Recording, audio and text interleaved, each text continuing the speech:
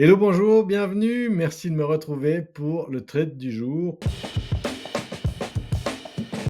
Pour le dernier point que je souhaite vous présenter, le dernier principe de cette petite série que je vous ai proposée depuis quelques semaines. Et le point numéro 5, c'est la discipline. La discipline, en effet, une fois qu'on a tout mis en place, un plan, une gestion du risque, une diversification, une maîtrise du mental, il reste une chose essentielle, c'est la discipline. C'est ce qui transforme une intention en action. La discipline, ce n'est pas être rigide, hein, c'est suivre son plan, c'est respecter ses règles, c'est exécuter sa stratégie. Peu importe le marché, peu importe les mouvements soudains, peu importe les news, peu importe les rumeurs, c'est savoir pourquoi et comment on entre et on sort d'une position et s'y tenir.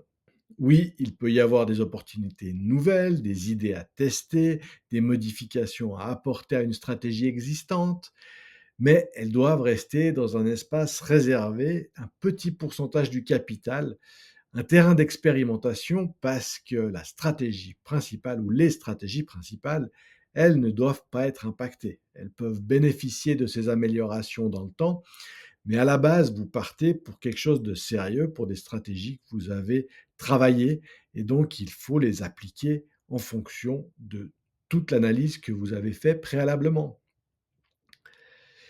Donc il faut avoir confiance en sa méthode, hein, quand on fait une analyse et quand on exploite un potentiel. La discipline, c'est avoir confiance et c'est avoir confiance en ses méthodes, en ses analyses et en son plan. C'est résister à l'envie de changer de cap à chaque bruit de marché et c'est appliquer avec sérieux et régularité ce qu'on a défini à l'avance. La rigueur, c'est par contre pas une contrainte, c'est une sécurité. Et la conséquence de tous ces principes, c'est d'éviter les erreurs, c'est en tout cas de les réduire considérablement. C'est d'éviter de surtrader, c'est éviter de se laisser emporter par l'émotion. C'est respecter son plan même quand ça bombarde. Et la discipline, c'est pas la perfection, c'est la constance. Donc en trading, la discipline, c'est le fil rouge qui relie tous les autres principes. C'est ce qui permet de garder le cap, d'éviter les pièges et de progresser dans la durée. Donc une fois que le plan est construit, il faut l'appliquer et c'est là où la différence va se faire, c'est à la façon dont on applique ces analyses.